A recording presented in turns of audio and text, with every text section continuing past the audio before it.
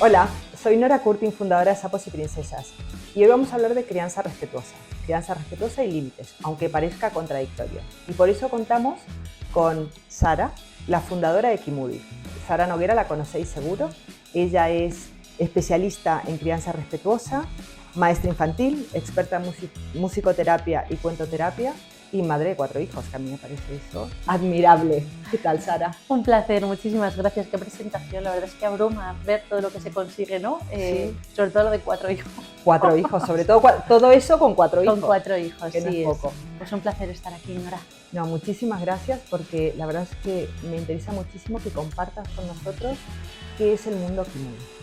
Pues el mundo Kimudi es el resultado de estar enamorada de la crianza, pero no haber encontrado lo que yo querría para mí y entonces haberme formado para poder ofrecérselo a otras familias.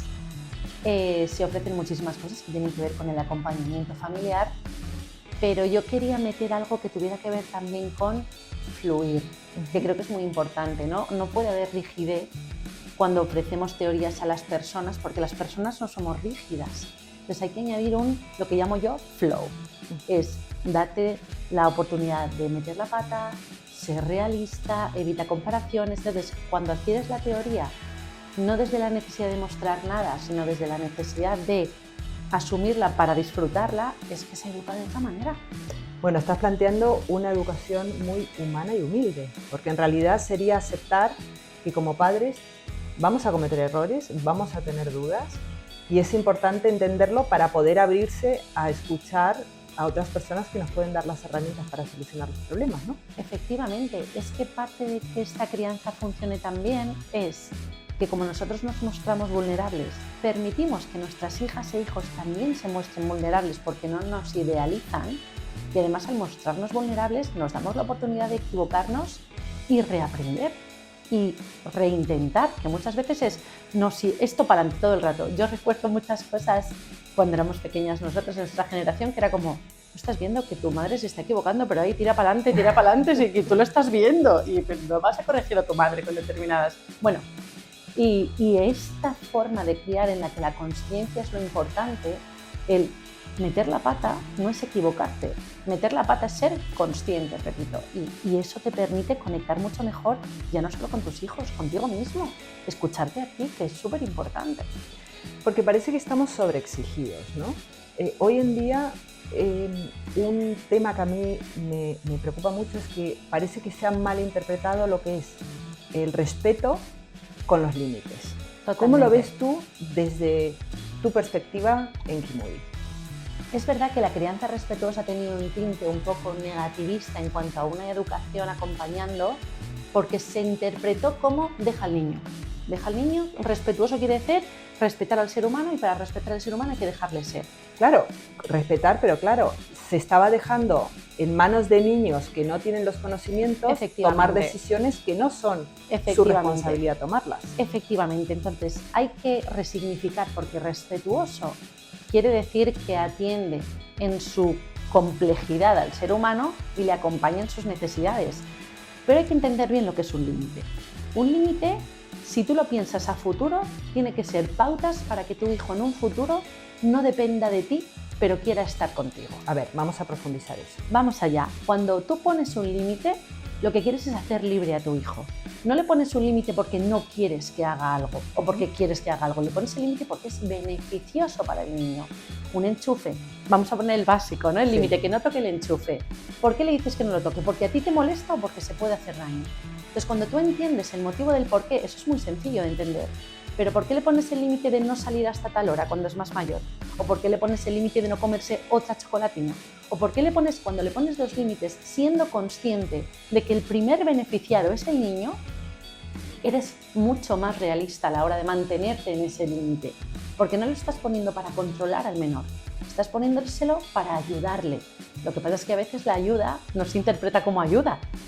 Entonces, claro, el niño no tiene que estar receptivo al límite, pero tú te tienes que mantener en ese límite, acompañar las emociones que surjan con el pequeño en ese límite, porque a nadie le gusta recibir un no, y entender que tú tienes que aguantar el acompañamiento de ese límite, porque al final nos beneficiamos todos. Primero el pequeño, Pero luego tú no te engañes. Claro, porque el estar con un niño al que no le hemos puesto límites significa estar nosotros supeditados a la voluntad de ese niño.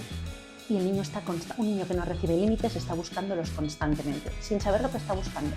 Bueno, y sabemos lo perjudicial que es que no los tenga. Y qué mejor que les podamos ofrecer a nuestros hijos que sepan cómo recibir un límite. Porque yo en casa le puedo enseñar cómo se acepta el recibir un límite, con qué tono de voz, con qué gestos, de qué forma. Si yo nunca le pongo límites y se los ponen fuera, el niño igual se tiene que atener a que se los pongan de forma autoritaria o bajo amenaza. Y si él reconoce cómo se pone un límite, luego no tiene por qué atender a los límites de fuera cuando no son respetuosos. Muchas veces pensamos que son los niños los que no tienen límites, pero en realidad es la consecuencia de que nosotros no se los hemos puesto en casa, ¿correcto? A ver, es que a mí responsabilizar a un menor que no tiene, el pobrecito mío, ninguna responsabilidad de lo que recibe, me parece tirar balones fuera. No podemos hacer partícipes a los niños de la sociedad cuando nos conviene y sacarles cuando no nos conviene. Entonces, los niños son a día de hoy el último mono de la sociedad. Me encantaría decir lo contrario, pero no son consumidores porque no se lo pueden permitir, pero tampoco son productores porque no tienen edad. Entonces ahora mismo están en un vacío existencial dentro de la sociedad que las madres y los padres nos tenemos que encargar de hacerles sentir que sí son útiles, que sí son válidos, que sí que merece la pena todo lo que son y todo lo que van a hacer. ¿Y cómo vamos a conseguir que se sigan sintiendo válidos? Es que parece una broma, pero poniendo límites. Porque cuando tú le haces sentir parte de algo, porque recibe pautas, porque le enseñas a socializar, porque le enseñas a interactuar, porque le enseñas a que los límites que recibe también los puede poner, le estás ayudando a ampliar su capacidad de existir. Yo soy partidaria de los límites y creo que es imposible tener una buena autoestima sin haber recibido límites. Pero parece que aquí hay un gran campo gris, ¿no? Comentando con personas que están en la universidad e incluso con empresarios, me decían que muchas veces los padres en la universidad van a discutir las notas que se le han puesto en los exámenes a sus hijos. O que un hijo no puede ir a unas prácticas en la universidad y son los padres, madres, los que llaman para dar esa excusa, ¿no? Para justificar que no está su hijo.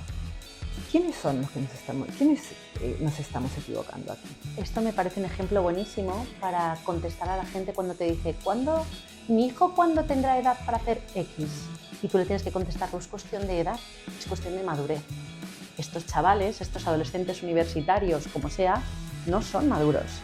Porque ya no es solo que no tengan intención de responsabilizarse, es que no les han dejado siquiera tener la intención. La responsabilidad es absolutamente de los padres. No estoy diciendo que esté mal, que esté bien, todo se puede redirigir, estamos siempre a tiempo.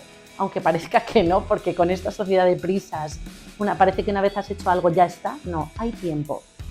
Pero que un chaval de 19, 20 años... Ya es mayor de edad, ¿eh? Ya son mayores, adultos, mayores de edad. Exacto, que no sean capaces de responsabilizarse de aquello a lo que les hemos dicho que tienen que responsabilizarse y les cubramos las espaldas, les estamos haciendo un flaco favor, porque tú no estás todo el rato, porque además le estás haciendo dependiente, siempre de otra persona.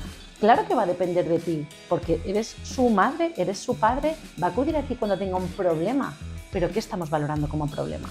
Yo creo que si le das una responsabilidad es porque tienes que confiar en su capacidad de ser responsable. Y eso también entra en juego, Nora. Muchas veces cuando no dejamos a nuestras hijas o hijos hacer algo, no tiene que ver tanto con que no te fíes de lo que son capaces, sino que no te fías de lo que tú les has enseñado. De lo que tú les has enseñado o que el outcome o lo que ellos vayan a hacer no esté en línea con lo que a ti te gustaría. Exacto, pero... Y claro, entonces me van a defraudar a mí, no van a actuar como yo quiero. Ese es el gran problema muchas veces de entender que la educación sirve para generar expectativas. El ser humano existe. Quieras moldearlo o no quieras moldearlo, cada uno es de una forma. A las pruebas me remito, que yo tengo 4, reciben los mismos límites y la misma educación y yo sé que a la mayor la tengo que incentivar en cosas que a la pequeña la tengo que frenar porque viene pasada de rosca. Cada niño es un mundo. Pero, repito, no podemos responsabilizar a los niños de lo que nosotros consideramos que no tienen que hacer cuando ya pueden hacerlo. los jóvenes, porque ya no son adolescentes, los jóvenes que están haciendo menos de lo que podrían porque los padres están detrás, es yo no me fío de, vale, yo le he enseñado que no se cruza el paso de cebra cuando está el semáforo en rojo, pero voy a ir con él siempre que cruce un semáforo por si acaso se lo salta. No vamos a ponernos en ese caso porque un atropello es peligroso, pero ¿por qué no le dejas que se equivoque? Claro, además, si tú lo miras del otro lado, el niño está diciendo, bueno, ¿será que no sé cruzarlo solo? No confían en que yo pueda hacerlo. ¿No confías en que si se equivoca busque tu ayuda?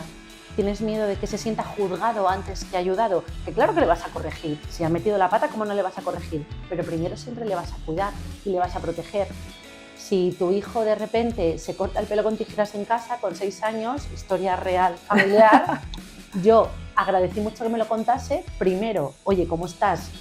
¿Te has cortado una oreja? Exacto, ¿cómo estás? ¿Cómo te encuentras? La tijera está ubicada, vamos a recoger el pelo y luego ya hablamos un poco de, oye, igual las ideas de bombero nos podemos ir escalonando, que llevamos una semana intensa, pero de buenas a primeras protégele. Fíate de lo que has hecho, pero también permite al joven que tienes en casa, al niño, al adolescente, al menor que tienes en casa, que viva su vida y también se enfrente a la equivocación, a la frustración, al miedo, a la inseguridad, porque todas esas emociones que no son malas, pero se catalogan como malas, luego buscan dónde encontrar la ayuda e irán a ti, pero no evites que se enfrenten a las situaciones, porque ellos son independientes a ti. Por eso es tan importante recalcar a la gente que un niño no te pertenece. Un niño es tu responsabilidad, pero no te pertenece porque no es un objeto.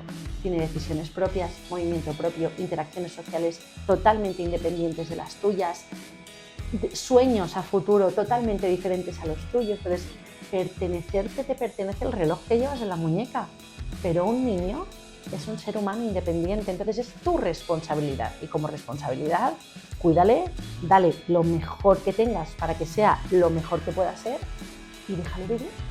Aquí llegamos a un tema, porque claro, antes decías que los niños no son consumidores. Pero ¿qué pasa con estos niños que empiezan a consumir a través del móvil?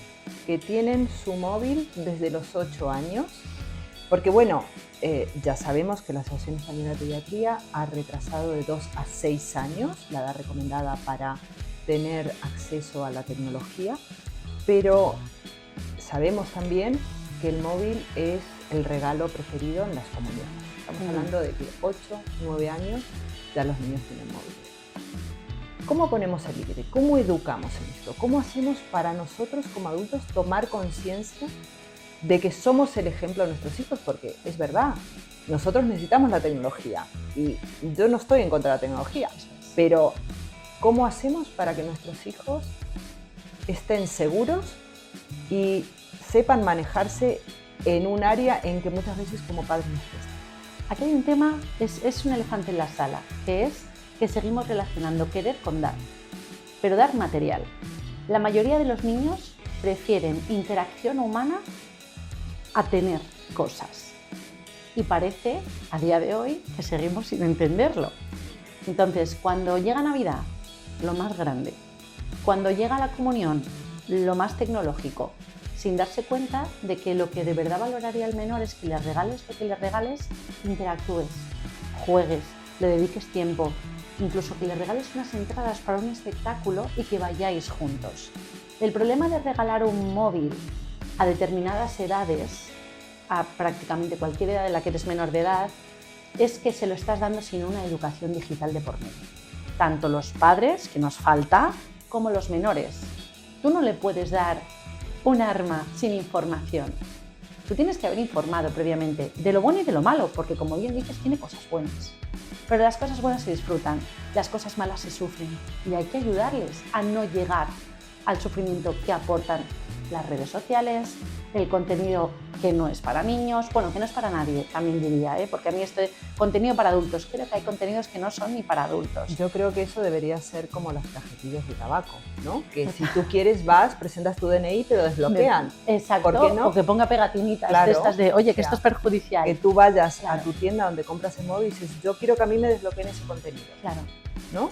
No que esté para todos y que tú te encuentres con cosas que luego no quieres. Efectivamente, sé que existen dispositivos móviles que tienen como esa capacidad, ¿no?, de bloquear algunas cosas, de solo servir para esto, lo que se llama el dumb phone, que es lo que usábamos nosotros en los 2000, que era llamadas y mensajes y poco más, pero también repito que si no hay educación digital, ¿qué hacemos dando un móvil a un menor cuando está comprobado y demostrado cómo se han elevado las tasas de depresión, de ansiedad, y tiene que ver con la interacción en redes sociales y a través del móvil no controlada, que no quiere decir vigilada? Tú no tienes que saber todo el rato lo que hace tu hijo, pero sí que tienes que crearle entornos seguros. Y las redes sociales no son seguras ni para los adultos. O sea, tú que muchas veces trabajas con Instagram y yo trabajo con Instagram, yo hay días que dejo de leer a la gente porque o está muy agresiva y yo ese día estoy menos receptiva, o la gente está muy nerviosa y yo también estoy muy nerviosa, y tú como adulto eres capaz de distanciarte. No, menor, no es capaz, porque además esa necesidad de pertenencia que tienen en determinados momentos, ese inicio de la socialización que se tiene sobre los 6-7 años, esa necesidad de formar parte del grupo, les impide distanciarse. Bueno, además, hablando de socialización, sabemos que ha cambiado muchísimo la forma de socializarse a través de la tecnología, ¿no? Porque vemos que los niños no sienten esa pertenencia, no saben cómo hablar mirándose a los ojos, cómo debatir. ¿Cómo lo ves tú desde Kimudi esto? ¿Te preguntan los padres? ¿Ven que sus hijos están más retraídos? ¿Es algo que tú lo percibes? Sí, sobre todo cuando acaban las épocas de verano, hay mucha consultoría que tiene que ver con soy consciente de que hay un exceso de uso. Es cierto que hay una cosa que siempre me es curiosa, pero suele pasar en todos los ámbitos, no solo en el de la crianza, que es que la gente que llega a ti generalmente es la que menos necesita ayuda, ¿no? Bueno, es la que más consciente está. Eso es, la que está más receptiva a la información, la que ya tiene una base, la que tiene curiosidad. Y eso, claro, les hace mucho más receptivos a la información. Pero generalmente después de las temporadas estivales en las que, oye, igual como el entorno está usando más los dispositivos, dejas de usarlo más, o como necesitas desconectar un rato, abusas un poco de la pantalla, o teletrabajar con menores que no puedes hacer nada con ellos, entonces les tienes entretenidos con lo que consideras que menos te va a molestar, porque no es que les entretiene más. Creo que hay que ser muy conscientes de que la mayoría de las veces que se usa una pantalla, el menor no está pidiendo la pantalla. La estamos ofreciendo nosotros. Que no es bueno o malo, es consciente, sé consciente de, para luego hacer tú tus propias valoraciones objetivas, además, porque es lo que tú ves de tu circunstancia. Pero es muy importante darse cuenta de cómo usamos la tecnología, de qué ven nuestros hijos cuando utilizan la tecnología, de cómo les... Mira, el otro día estábamos en un parque jugando y estaban todos los niños jugando, es verdad. Pero había unos papás en concreto que estaban súper agobiados por una circunstancia, me estaban preguntando cosas. Yo es verdad que cuando no estoy en modo Kimudi y estoy en modo madre intento, pero estaban muy preocupados con una cosa y sin que yo dijera nada me empezaron a comentar, es que esto pasó desde que le dejamos el móvil a la niña. La niña tiene 2 años. 2 años. La niña estaba con el teléfono y era capaz de salir de YouTube, volver a entrar en YouTube, no sabe escribir, seleccionar un vídeo, ampliarlo, reducirlo, pasar atrás. Yo creo que yo a día de hoy soy más analfabeta tecnológica. Entonces, lo comportamental, que tenía que ver con esos picos de rabia que tenía la pequeña, o con esos momentos de no saber cómo gestionarla, o de tirar de la pantalla cuando no sabes cómo gestionarlo, se puede hacer perfectamente, pero hay que saber que tienes que quitar la pantalla de la ecuación durante una temporada. Y cuando ya esté gestionado, cuando ya hayáis aprendido como familia a reconectar, a redirigir, a acompañar, ya lo vuelves a meter de forma más puntual, como decíamos, o no lo metes nunca más, eso lo decides. Pero para solucionar un problema hay que apartar ese problema una temporada. Me ha encantado, Sara, porque aquí nosotros ya sabes que hablamos de conectar con las familias, hacer actividades juntos, ir al cine, actividades que podamos hacer al aire libre, lejos de la tecnología. Totalmente. Visitas a museos, todo lo que sea realmente compartir de verdad, sin una pantalla por medio. Y que puedas conversar de ello. Es que, ¿cómo te relacionas si no tienes una conversación? Es imposible. ¿Cómo educas sin comunicar? Y además has dicho algo que además me gusta recalcar, porque muchas veces cuando hablamos de pantallas, la gente comenta, ¿pero la tele también es pantalla? Yo, mira, te voy a explicar cuándo no cuenta como pantalla. Cuando lo veis juntos, cuando no es lo primero que hacéis para interactuar y cuando sois capaces de apagarlo y luego seguir haciendo otras cosas. Es decir, disfrutar de la pantalla en familia como una actividad familiar no es un problema. O sea, yo el otro día puse a mis hijos la película de Beethoven, que es del 93. Y yo, para ellos fue un poco lenta al principio. Sí, bueno, pero luego les encantó y a mí también me estaba encantando y estábamos disfrutando en familia y dices, ¿les he puesto pantallas hoy? Pues yo no considero que les haya puesto pantalla. Yo considero que he disfrutado con mis hijos de una actividad familiar después de haber comido en familia, después de haber ido con las bicicletas a no sé dónde, después de haber estado jugando a hacer pulseras, lo que fuera, después de 4 discusiones, que todo parece perfecto, pero después de 4 broncas entre ellos, 3 discusiones, haz la cama, salta encima de la cama hecha, vuelve a hacer la cama, lo que es una vida familiar, porque tiene que haber caos cuando hay niños, ¿no? Y cuando llega ese momento, no te preocupes porque has usado la pantalla, la has usado con conocimiento y con conciencia. Nosotros desde Sapos y Princesas recomendamos películas porque creemos que es una muy buena forma de hablar de temas que no siempre se pueden abordar de otra manera. Si eliges una peli donde fallece una persona adulta, puedes hablar del duelo, de la pérdida de un abuelo. Si hay una donde se produce el bullying, una situación de bullying, es una buena forma de traerlo y comentarlo con los hijos y preguntarles ¿tú qué crees? ¿Y tú qué opinas? Que sea una excusa para realmente hablar. Totalmente, incluso preguntar. Incluso que no pasen cosas graves, entendamos como graves lo que estamos comentando, como situaciones concretas que lleven el foco, pero de repente tú ves a un personaje sentir miedo y tú puedes comentar esa emoción, porque hay veces que si tu hija o tu hijo siente esa emoción, a veces no es capaz de compartírtelo, pero si lo ve desde fuera es mucho más fácil. Oye, ¿qué le está pasando a esta persona? ¿Cómo podría pedir ayuda? ¿Cómo lo podría solucionar? Utilizar, como en los cuentos, utilizar lo que le está sucediendo a un personaje para poder extrapolarlo a las enseñanzas que les queremos dar o a la información que les queremos ofrecer.